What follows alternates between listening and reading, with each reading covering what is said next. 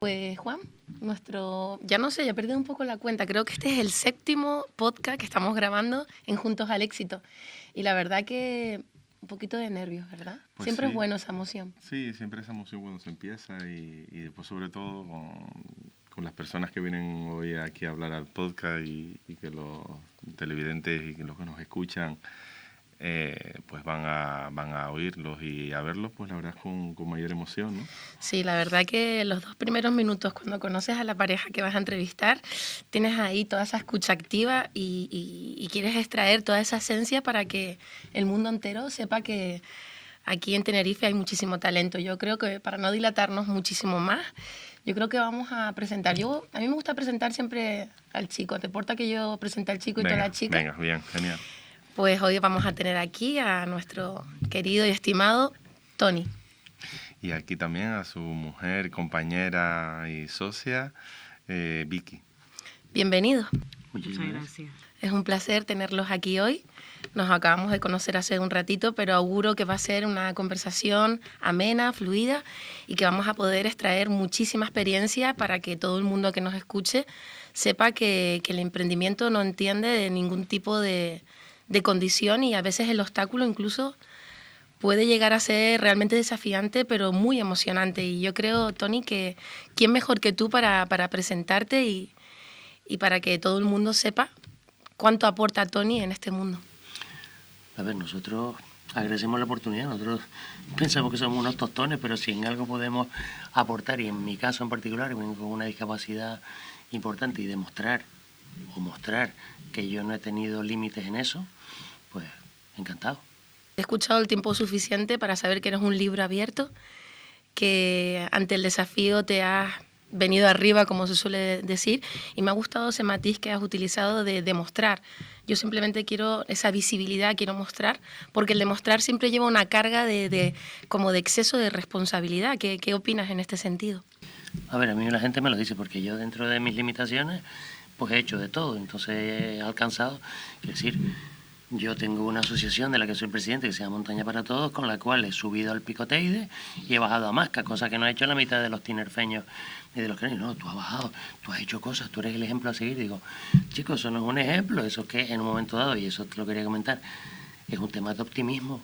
O sea, para mí cada problema es un reto. Y que, ¿cómo te comes un elefante? Pues poco a poco, ¿no? Entonces, pues vamos a por ello y ocurre en cualquier plano de la vida. ¿Por qué me levanto cada mañana? Bueno, pues porque yo tengo un montón de cosas que hacer y tengo un montón de cosas que cumplir y yo he hecho un montonazo y dice, no, ya con todo lo que tú has hecho ya puedes estar tranquilo. Y yo, ¿qué va? Si eso al final me anima a cosas que no he hecho y me da el soporte o el trampolín para todo lo que me queda por hacer. Entonces, bueno, pues es muy divertido, mi vida es muy divertida. No, se nota y se intuye a la legua. Y yo creo que en este proceso, en estos últimos años, te acompaña una persona realmente extraordinaria. Hemos tenido la oportunidad de hablar poco, pero yo creo, Vicky, que todo el mundo está deseando conocer quién es la compañera de viaje de Tony. Bueno, pues yo vengo de un aspecto y un ámbito totalmente diferente al de él, pero es verdad que yo soy una de esas tinerfeñas que no ha subido al Teide y que no ha bajado a Masca, aún caminando. O sea que él me aporta pues una intensidad y unas ganas que a lo mejor pues yo soy más tranquila y más pausada en ese sentido. Se complementan bien por lo que estamos escuchando, pero sí me gustaría que profundizáramos un poco en vuestras vidas personales, profesionales sobre todo, que nos cuente un poquito Vicky, si quieres empezar y nos cuentes un poquito cómo ha sido tu trayectoria. Bueno, yo he trabajado en muchísimas cosas que nada tienen que ver con lo que me dedico ahora, pero realmente llevo 20 años dedicándome a la educación como docente, que es realmente mi pasión desde que era una niña. Y bueno, dentro de esos 20 años he ocupado diferentes puestos y ocupaciones dentro de lo que es la docencia. Ahora mismo soy directora de un instituto que hay en Ofra que se llama Tomás de Iriarte.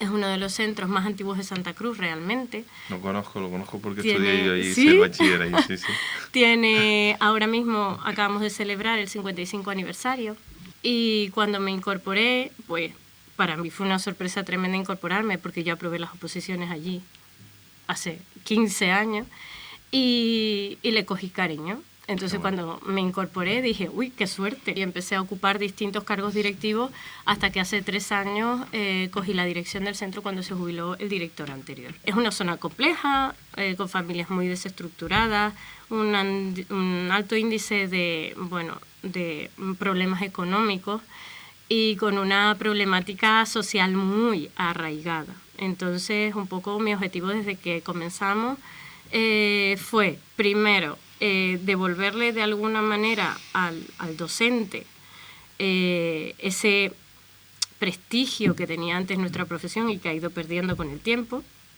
También demostrarle a los niños que hay otra opción, que por estudiar en Ofra no eres un marginado o que no estás en el sector más bajo de la sociedad, que siempre hay una opción y que aunque nuestros padres, en mi caso, mis padres no tienen estudios universitarios, que aunque esa situación se diera, que ni estudios universitarios ni de ningún tipo en muchos de los casos que hay en Ofra y bueno, a veces que saquen la ESO viene medio barrio a celebrarlo porque es la primera persona que consigue un título de algo en todo un clan familiar. Entonces demostrarles que bueno, que con constancia se puede llegar. Y bueno, de alguna manera reducir el absentismo escolar, que realmente haya una formación, que todo en esta vida es un título, pero que también se pueden conseguir cosas bonitas que a uno le gusten. Y bueno, estamos ahí un poco en la batalla, intentando renovar el centro porque es muy antiguo, intentando de alguna forma que la gente confíe en la educación pública, que hace mucho tiempo que la gente ha dejado de confiar, porque piensa que en la educación pública hay muchos problemas, hay muchos conflictos, mucho bullying, un montón de cosas. Y es cierto, pero no solo en la educación pública, lo vemos en las noticias, en los centros concertados también ocurre. Entonces estamos un poco intentando que la gente confíe y decir, oye, somos profesionales preparados con muchísimos años de experiencia, pasamos un montón de pruebas para llegar a donde estamos y pueden confiar en que nosotros tenemos esa preparación para que todo el mundo salga de allí con unas condiciones que mejoren su futuro. Yo la verdad que soy muy pro profesores, muy pro docencia, en el sentido de que es vital para el crecimiento humano, sobre todo el desarrollo humano, es la persona que te motiva para poder tener las actitudes luego, para poder emprender. Y cuando digo emprender, lo he dicho en otros podcasts, no solo emprender desde el punto de vista empresarial, sino desde el punto de vista de la vida. Es decir, ser una persona activa, que se motive, una persona que tenga actitud en la vida,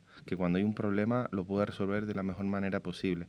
Pues el docente, ya sea en la época nuestra o en la actualidad, yo creo que es una figura primordial de la sociedad y que debe tener un valor desde el punto de vista social y sobre todo a nivel de la conciencia política, de darle el valor que se merece, porque desde el punto de vista de la sociedad es fundamental ese valor. De hecho, todos nosotros siempre recordamos a algún profesor que nos marcó de una forma o de otra. Por supuesto. Eso iba a decir. De hecho, en la reflexión que hacías, Vicky, me ha gustado porque has unido educación, familia, dignificar al docente, dignificar la educación pública. Parece que son cosas que nosotros ni nos cuestionábamos. En nuestra época se llamaban los profesores don. Yo recuerdo llamar don Fernando, don Guillermo, doña Margarita. Eso se ha perdido y a veces me parece injusto demonizar. A veces demonizamos a la juventud y pensamos que viene de ahí, cuando realmente es el conjunto de la sociedad que se tiene que comprometer en una educación pública de calidad, en familias que estén comprometidas. Ya sabemos que la familia ha cambiado, el concepto de familia.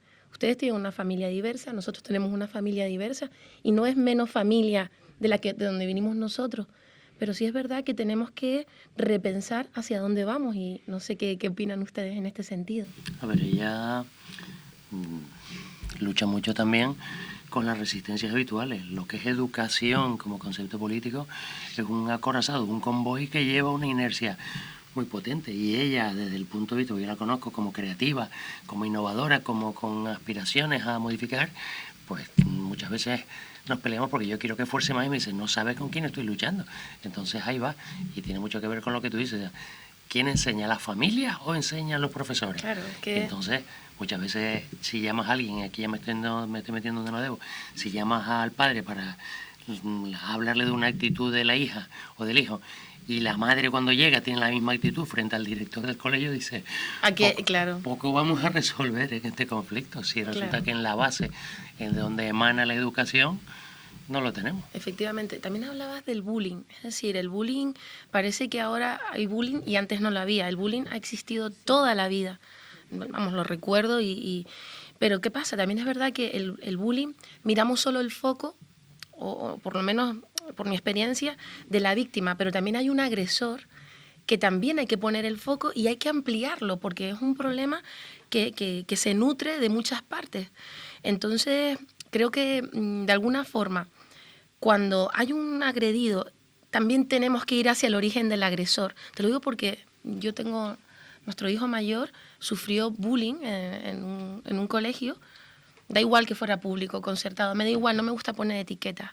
Y nosotros realmente lo pasamos mal, pero cuando nos fuimos a reunir con el equipo directivo, nos dimos cuenta de que esto es un tema más profundo de lo que imaginamos. Sí, a nivel social, y la verdad que nos gustó mucho la reacción del centro porque los protocolos existen y se llevaron a cabo a la perfección y muy profesionales, tanto los docentes como el entorno del colegio. Entonces nosotros nos sentimos protegidos. Entonces yo creo que hay que poner en valor eso y hay que seguir apostando por la educación pública y en todos sus ámbitos y ponerla en valor y al final no nos olvidemos que los docentes están para enseñar y los padres están para educar, ¿vale? Que son cosas totalmente diferentes y que tenemos que darle valores a nuestros hijos. Y si no tengas hijos, es que mucha gente no quiere tener un hijo, como si fuese un perro. Es decir, igual que los animales domésticos, un perro, un gato, pues tienes que tenerlos también en unas condiciones, un hijo todavía más. Es decir, no es compararlo, pero es que hay gente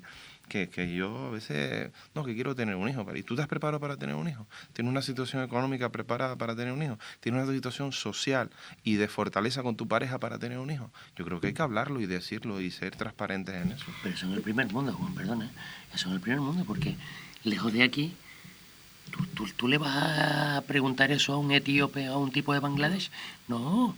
¿Cuántos millones de chinos hay? 1.300 millones. Y los indios ya están por 1.400 millones de indios. ¿Tú te crees que en una sociedad como la hindú tú puedes decirle, tú estás preparado para tener un hijo?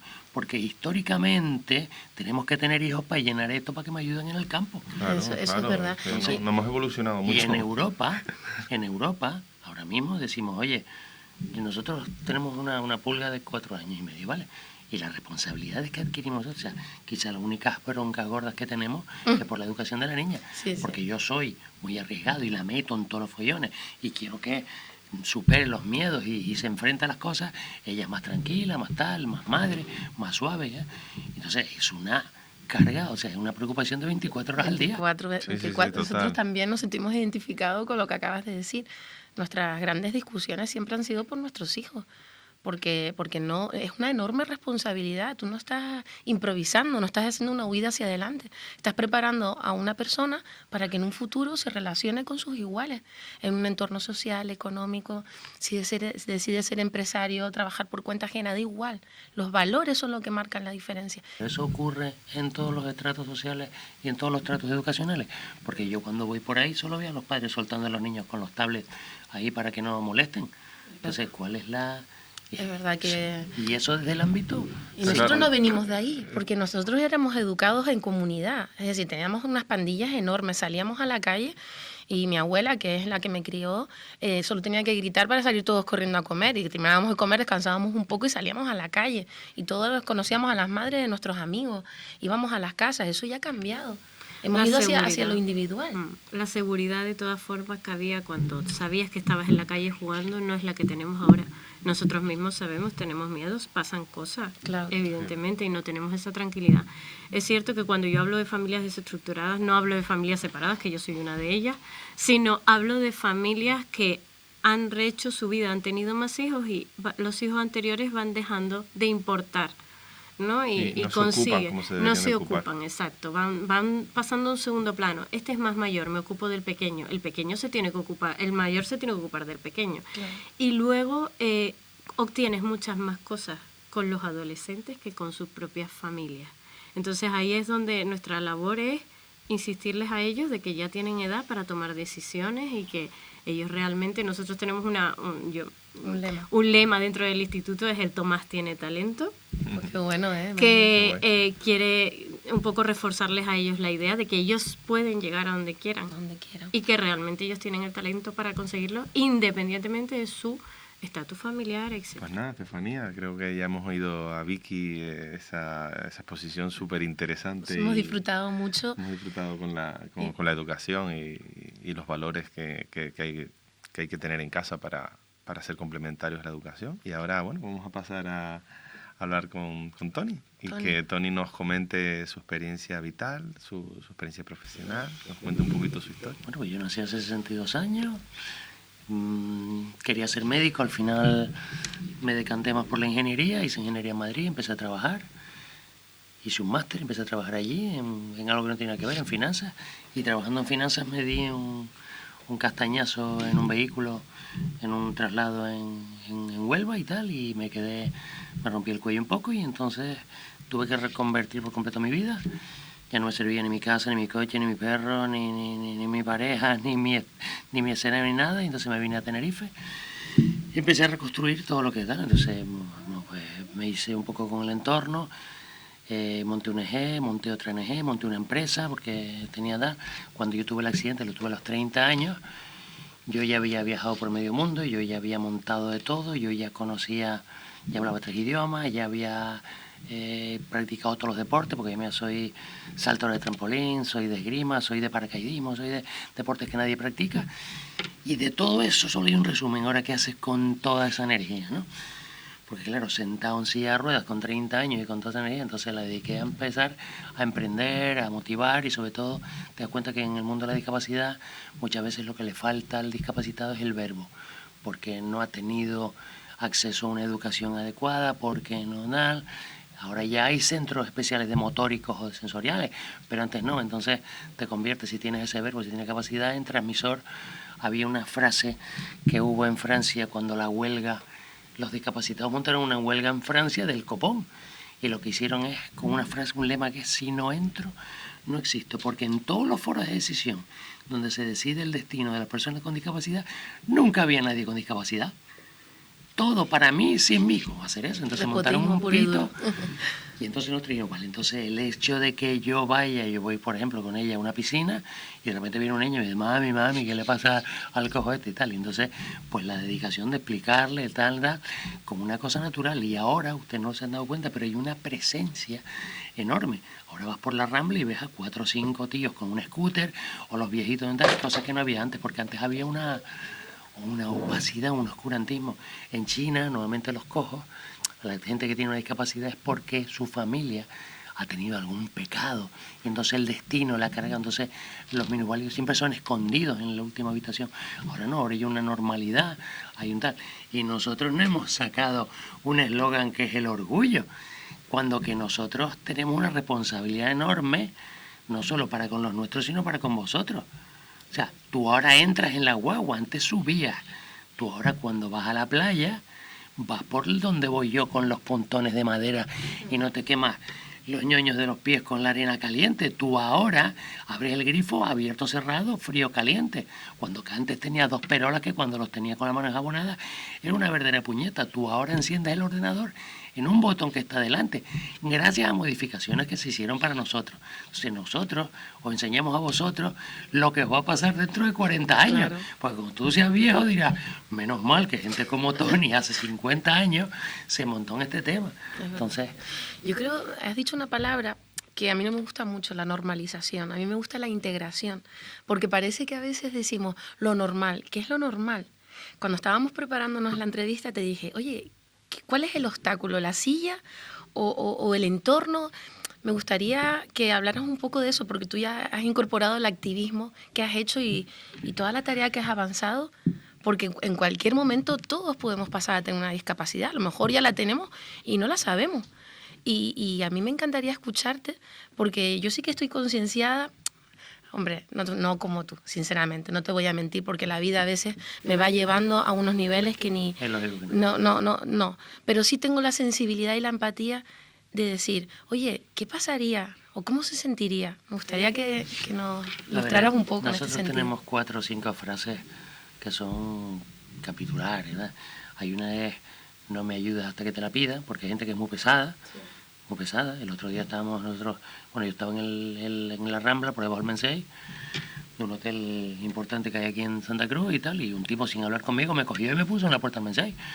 Y yo le decía, pare, y dice, no te preocupes, no me diga nada. Y digo, ahora me vuelves a bajar. Claro. ¿Qué necesidad tengo yo? Y entonces normalmente la norma es no me ayudes hasta que te lo pida.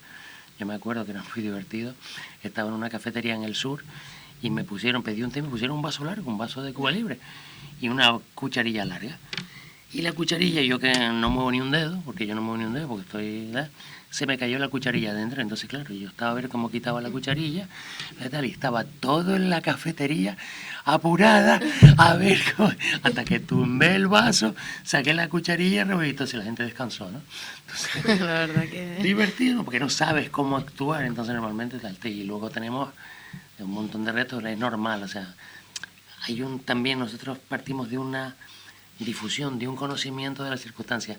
En cada calle debe haber una pequeña rampa que se llama un vado para que las personas con silla de ruedas, los que llevan el transporte de los refrescos, las mujeres que van con el carrito del niño o yo mismo pueda bajar sin ayuda, porque no es lo mismo que yo pueda hacer una cosa con ayuda sin ayuda. Y yo si tengo que subir un bordillo o una acera, tengo que estar mirando a ver quién tiene pinta de que tenga fuerza y que no esté mal de la espalda para que me ayude a subir un bordillo, y eso es una puñeta. Entonces no es que yo sea el discapacitado, sino que la ciudad me discapacita, ¿no? Y eso con todo, con los organismos públicos, con la educación, con los transportes, con el ocio. Hemos visto ahora las Olimpiadas, de hecho ayer fue la inauguración y hemos visto a los olímpicos y paraolímpicos juntos en esa puesta en escena.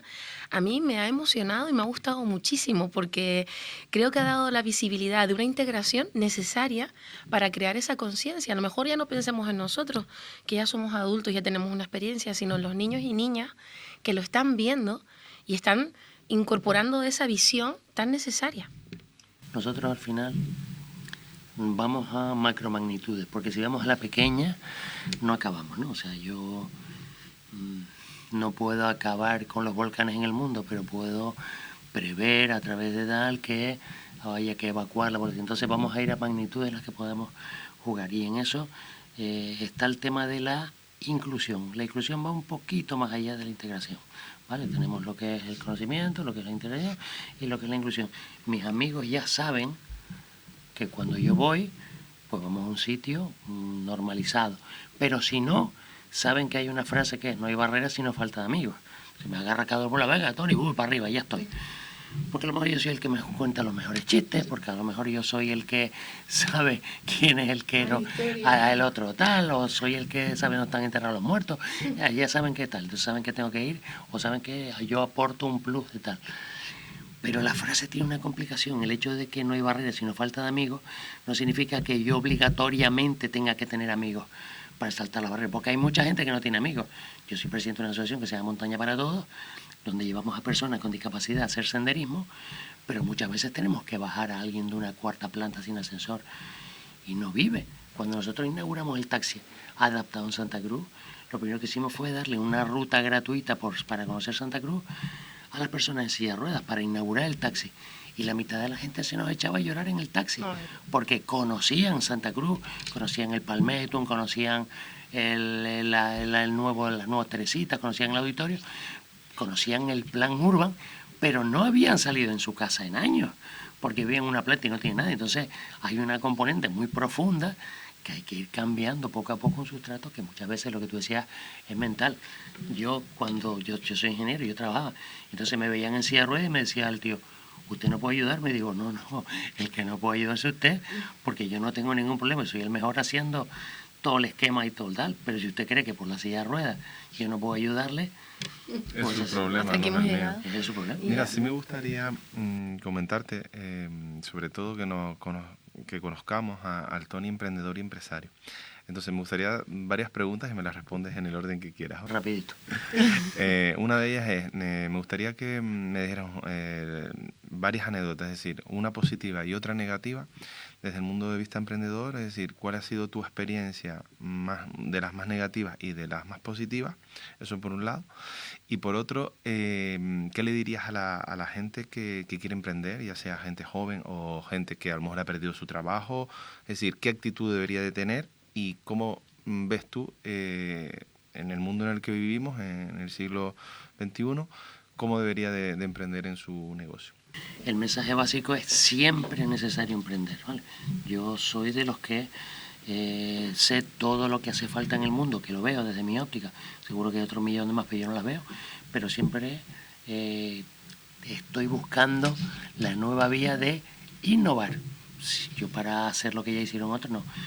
Hay una frase que yo le cuento mucho a la gente que trabaja conmigo, es: aquello era imposible hasta que aquel que no lo sabía va y lo hace, ¿no? Me ocurre mucho, y me ocurre mucho geográficamente. En Canarias tengo verdaderos verdaderos problemas, porque hay gente que tiene ese ADN no innovador, no exportador, y está acostumbrado al ladrillo, y nosotros, o sea, yo les digo, mira, las empresas más potentes del mundo ahora mismo son empresas de software y son empresas de tecnología. Entonces, a mí me parece bien que tú quieras ser la nueva gran inmobiliaria, pero es que estamos en otro siglo. Entonces, y luego me acuerdo que fuimos con una idea a Madrid, porque aquí no nos escuchaban.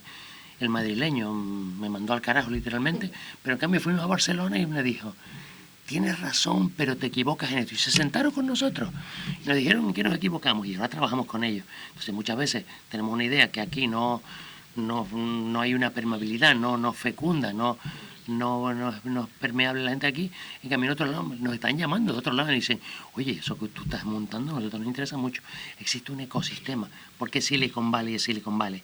Porque cualquiera que tenga una locura, entonces solo hace falta un segundo. No sé si lo has visto, hay una teoría del primero siempre fracasa, pero como tenga un segundo que lo secunde, claro, ya empieza a triunfar, porque todo el mundo sigue la marea, ¿no? Entonces, yo he tenido la suerte de que dentro del ámbito de lo que es Tenerife y Canarias me he encontrado muchísimas barreras, nada que ver sino con muchas veces también con la forma que yo tengo de exponer las cosas, porque seguramente me salto un siglo. Yo estuve en política, creo que igual que tú, y tuve alrededor mío políticos que lo entendían y políticos que me enseñaron a decir: no, te estás adelantando 50 años a los que tú pretendes. Y digo, vale, pero en algún momento dado hay que empezar.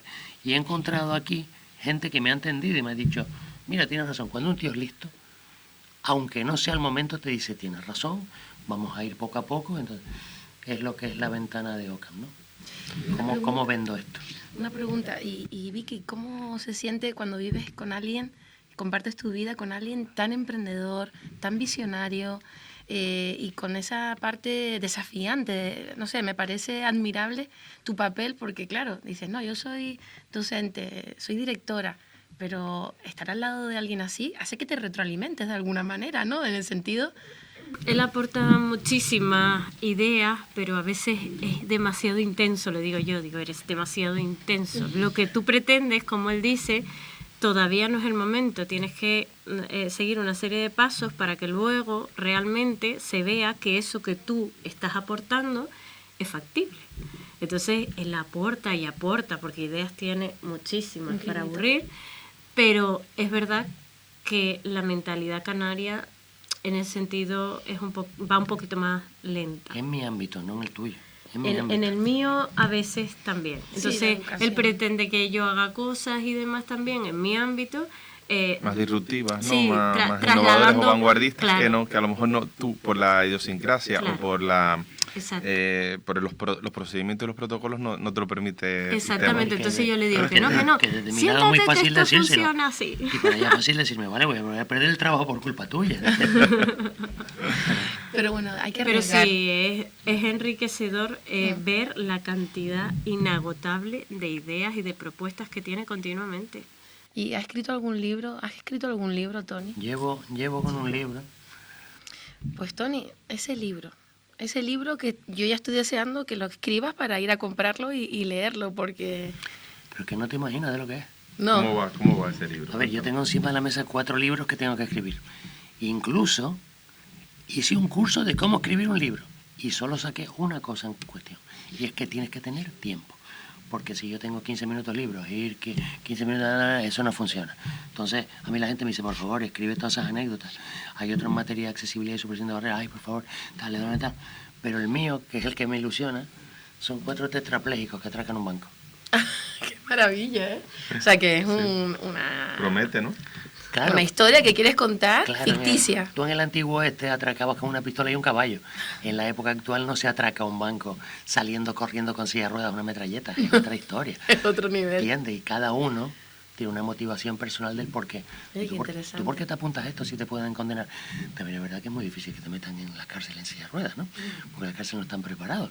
Pero hay un... Hay un entramado hay una ahí. movida. Pero la gente no, la gente me dice, señor, no, cuenta lo del tren de Venecia. Y yo digo, también. Entonces Claro. hay toda una serie de vivencias. Pues Pero tú, Estamos ahí pendientes entonces del próximo bestseller. Entonces, no, vamos a ver bestseller si- no. Lo que voy a hacer, eso sí, lo voy a llamar bestseller, para que la gente ya cuando vea, diga, oye, Tony escribió un bestseller. Tony escribió un bestseller. Aunque eso no sea por el título. Juan quería hacer una pregunta. Sí, me gustaría, desde el punto de vista que comentamos antes del emprendimiento, tú defiendes el mundo de las ideas nuevas, disruptivas, y que el emprendedor pues tenga nuevas ideas, y ese es el que al final pues que se curre eso, que lo trabaje y para que tenga éxito en la vida. Pero yo creo sinceramente que hay varios tipos de emprendedores. Está el emprendedor que genera la idea o se le ocurre la idea, y el emprendedor que utiliza las ideas que ya hay en el mercado para desarrollarse y tener éxito. Y después esa tercera que me comentabas antes, ese emprendedor de transformación, ¿no?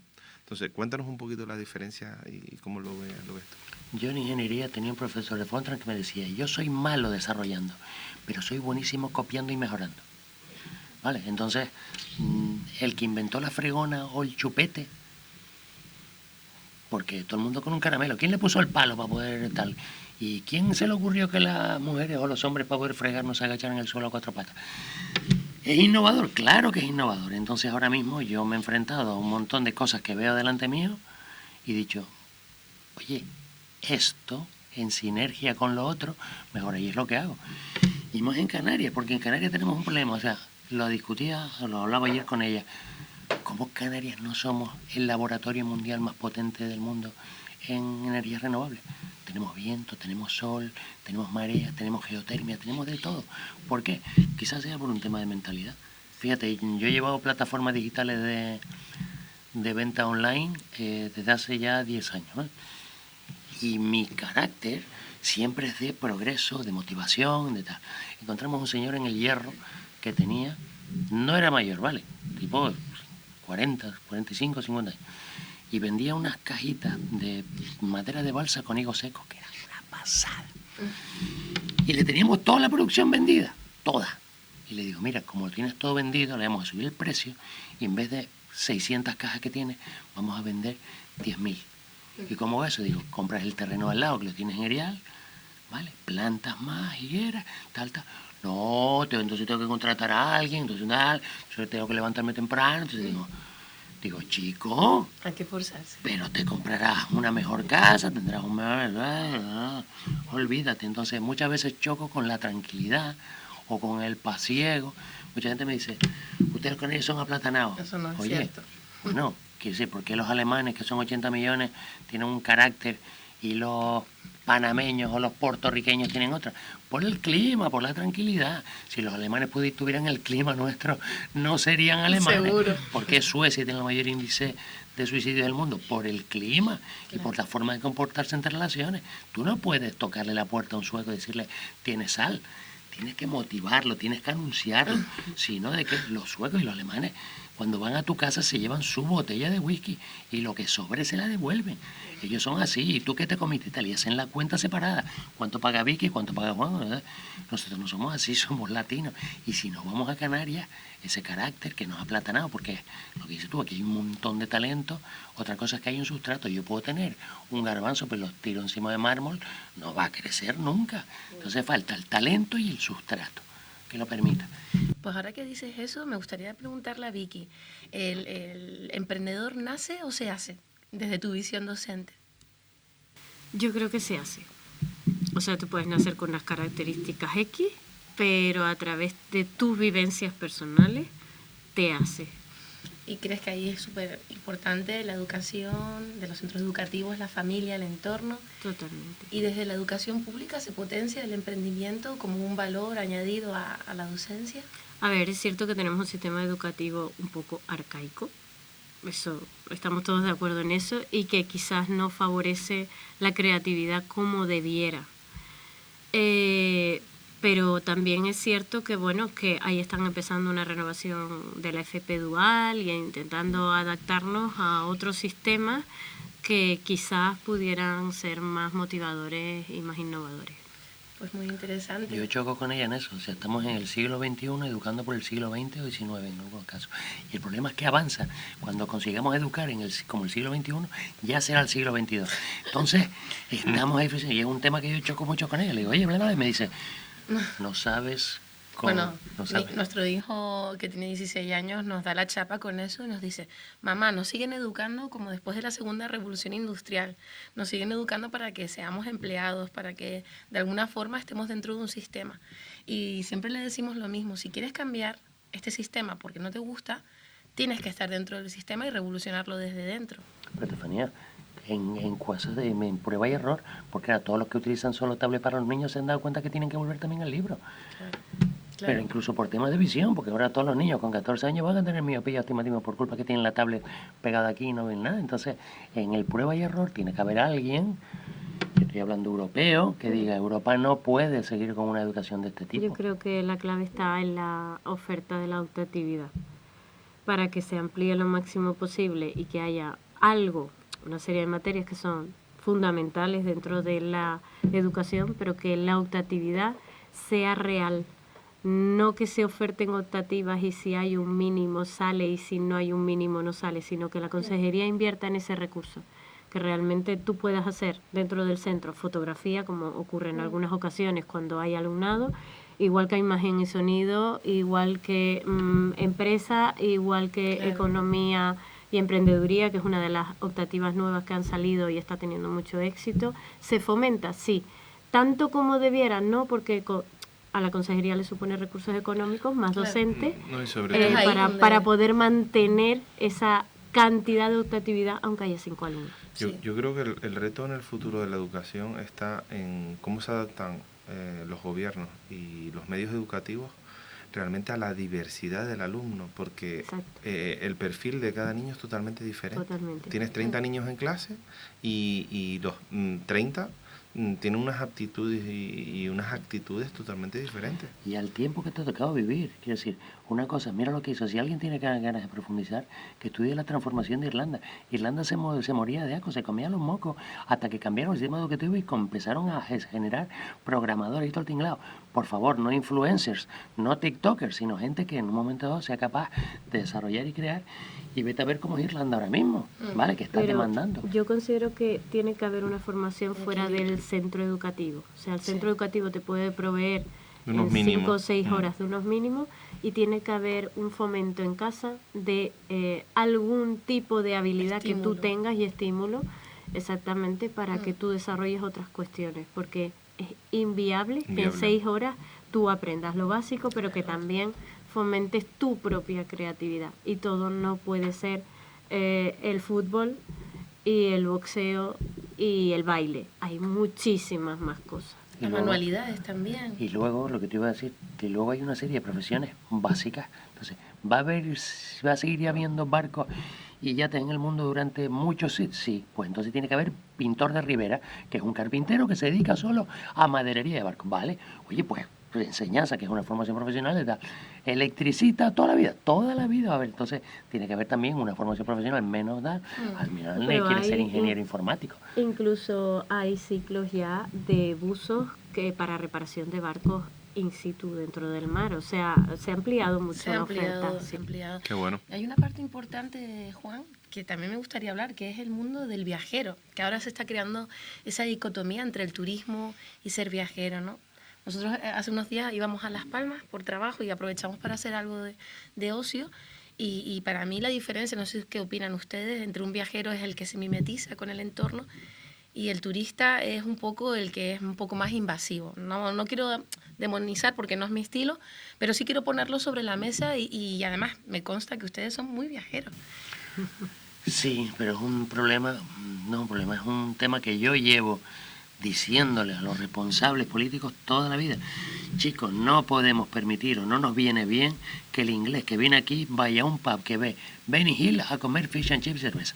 No ganamos nada con eso porque no dignificamos el destino. Entonces, ahora mismo tenemos 15 millones, yo prefiero tener 7 millones de viajeros que pagan lo que pagan en Mallorca o en Ibiza. Y podemos hacerlo cuando tenemos un volumen de trabajo. Entonces ahora mismo que estamos, pero no solo eso, sino con el alquiler vacacional y tal, no hay forma de encontrar alquiler, estamos puteando, estamos fastidiando a la gente de aquí. Nosotros viajamos mucho, pero nosotros nos integramos. Nosotros quiero comer lo que comen ellos, en el entorno que comen ellos. Claro, nosotros nos vamos a Cuba, nos vamos a La Habana Vieja, no nos vamos a un resort en Punta Cana, nos vamos a La Habana Vieja en una casa chusca, que comemos lo de allí, que nos traten como los de allí.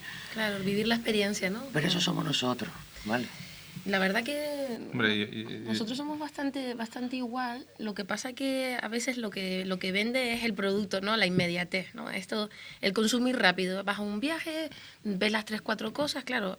Realmente también creo que hemos idealizado mucho el viajar en el sentido turístico, pero para mí viajar es mucho más que eso. Desde el momento que preparas el viaje con tu pareja, que conoces el destino, que vas más allá. Para mí ese es el tipo de viaje y el tiempo que le destines. Es decir, a veces hay gente que me dice, no, me voy de vacaciones y se va 3 días. Entonces, sí, que ves en 3 días. Mínimo tiene que ser 15 días. Yo cuando viajo con ella o a cualquier sitio, ella me mete en el último recóndito. Digo, no, el Trastevere, digo, pero es que el Trastevere es una puñeta, no el Trastevere. Y metido en el Trastevere, o sea, siempre dejamos un tiempo, además. Que lo contaré ya mejor que yo. Sí, pero los adoquines son maravillosos para la silla de ruedas. Ah, claro, porque te da un movimiento. Porque estás como si tuvieras Parkinson. Sí, es verdad. Ahora que lo por recuerdo. todo el Trastevere, es muy divertido. Ahí en Roma nos pasó una cosa muy curiosa, viajar con Tony, y es muy divertido porque él no se queja nunca. Y se levanta por la mañana y tú estás así medio... Y él está, ole, ole, y tú baja, y él, venga, ¿qué hacemos hoy? Es muy divertido, ¿no? Pero luego, tanto como paciente, cuando se pone enfermo, como viajero, es muy tranquilizador.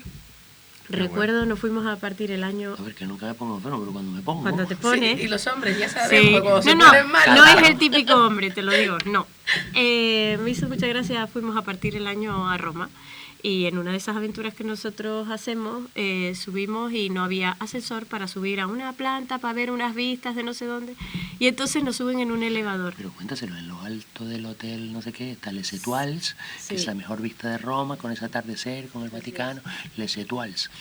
Y entonces, nada, en el elevador, que era como una plataforma muy chunga que subía tipo así con el botón, lo sí. típico, súper rápido y todo, va y se corta. Nos arranca la rueda. Nos arranca un trozo de rueda. Sus ruedas no son de inflar, son macizas. Entonces, al arrancar el trozo de rueda, ya la silla cojeaba. Pero cojeaba que si seguíamos, iba a arrancar todo el borde y ya, obviamente, se iba a estropear lo que era la estructura metálica. Y lo bueno es que fue un viernes por la tarde. Sí, fue un viernes por la tarde, 30 de diciembre, sábado 31, 8 de la tarde. Llamamos a un taxi y le decimos al taxi, nos pasa esto. ¿Hay una ortopedia abierta a esta hora?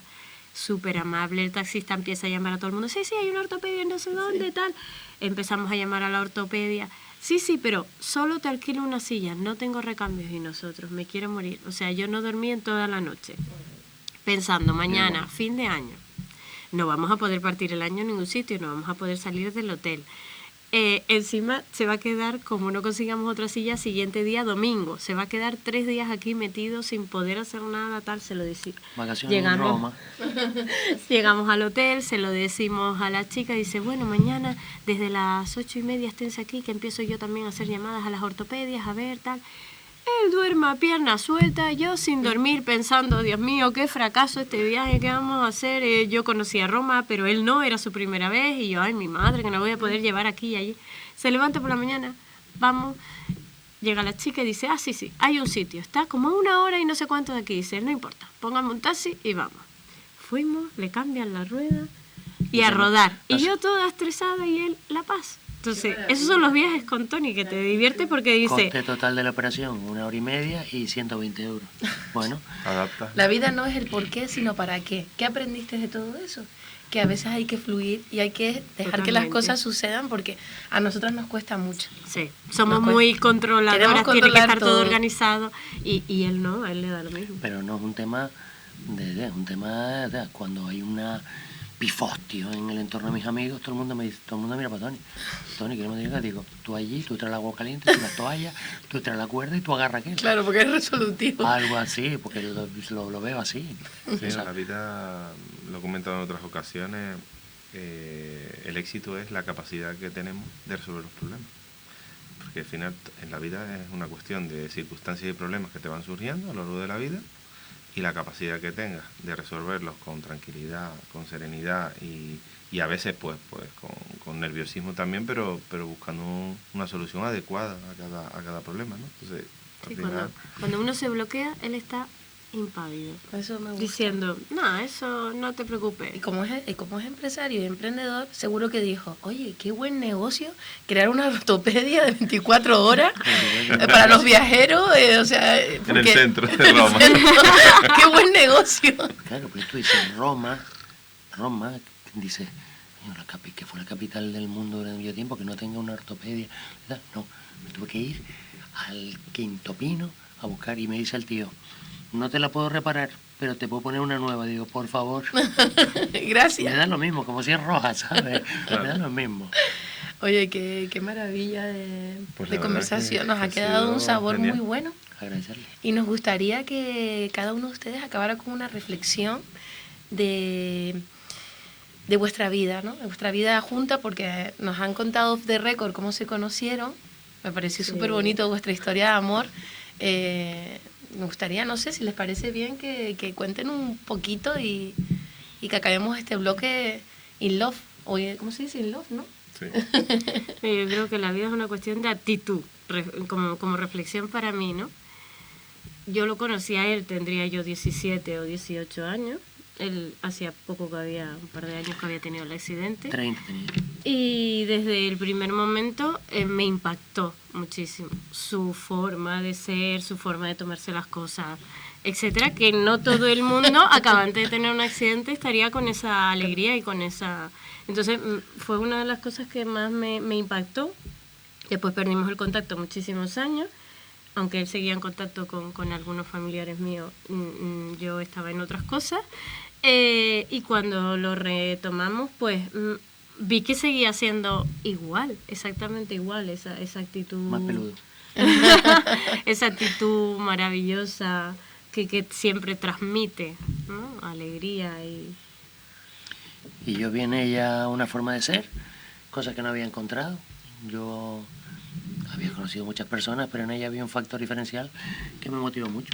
Mucho. Ella tiene un enfoque de la vida que me tranquiliza y que es capaz de soportarme, que es una cosa muy buena, que no ocurre. Yo sabía o venía hacia ella sabiendo que yo era un cocodrilo y digo, mira, sabe maestrar cocodrilos. Y eso fue motivador. Y entonces tenemos además un proyecto común que es una pulga de 4 años, que nos tiene además todo el día ahí y además a ella le gustan cosas que a mí me gustan. Ella es suficientemente ordenada como yo, ella es organizada, tiene paciencia y... ¿Qué es lo que más me gusta de ti? que nunca digo que no a nada. Eso mola, ¿eh?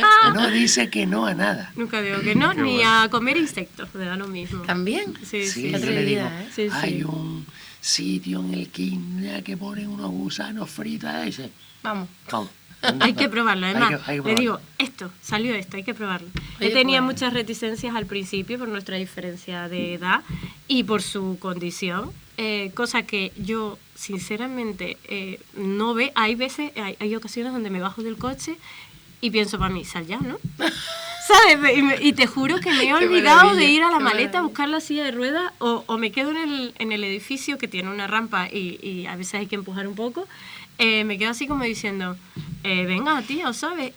O le cierro la puerta y digo, pero no vas a salir. Y yo, ay Dios, ¿sabes? O sea, ya llega un punto que yo lo veo como persona, no lo veo con su dificultad. Me pasa con ella que se despista y me pasa con alguna azafata de un avión que yo entro el primero pero salgo el último. Y entonces, claro, me quedo y tal, y claro, un pasajero que se queda en la butaca me llega y me dice, está un poco vaguito. Y me digo, haga el favor de traer mi silla de ruedas y despiértese.